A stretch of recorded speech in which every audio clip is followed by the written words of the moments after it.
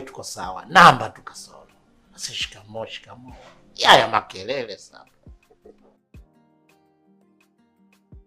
Sabra.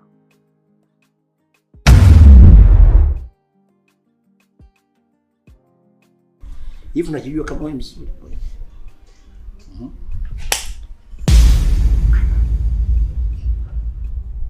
Naona umevuka mipaka sasa. Sasa nisikie. Ukiendelea na hili swala ujinga wako, nitamwambia mama. Hapo sifiki.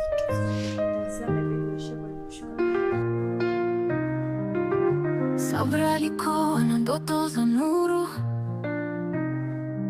nyumba yenye kelele za watoto wa furaha, lakini upepo wa giza ukampuliza mbali. Ndoa ikapasuka kama kioo cha barafu, hakuna pa kukimbilia tena. Maisha yake yakawa kama wingu jeusi. Oh, Sabra macho. Yani baby, huku nilipokuja kufanya kazi ni kuzuri. TV, makochi, yani kuzuri. Bosi akiwa anaondoka nitakuwa nakuita tuje kushinda wote.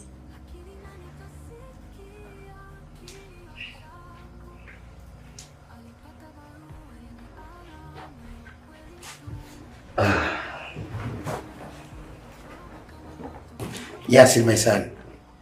Huyu anaitwa dada Hadija. Yeye tutakuwa tunaishi naye hapa na ndio mtu ambaye atakuwa anakuangalia na kukupa malezi yote kipindi hicho ambacho mama yuko safari. Umenielewa? Kwa hiyo baba, mshindwe kufanya jitihada za kumrudisha mama nyumbani. Yasiri.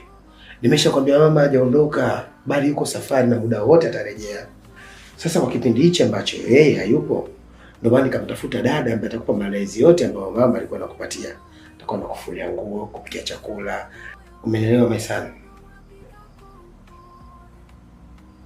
Sawa, nataka kwenda kufanya ibada.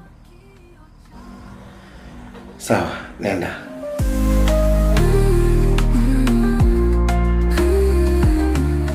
Hadija. Yasiri amelelewa katika mazingira ya kumcha Mungu sana mama yake. Kwa hiyo wakati unakaa naye naomba zingatia hilo. Sawa. Anyway, mimi nadhani nikukimbie, kuna mambo naenda kuyaweka sawa kidogo. Nitarudi baadaye. Kila kitu nimeshakuonesha, nimeshakukabidhi, kwa hiyo wewe kaa hapa kwa amani. In case kuna emergency yoyote nipigie simu. Sawa? Sawa. Baadaye basi.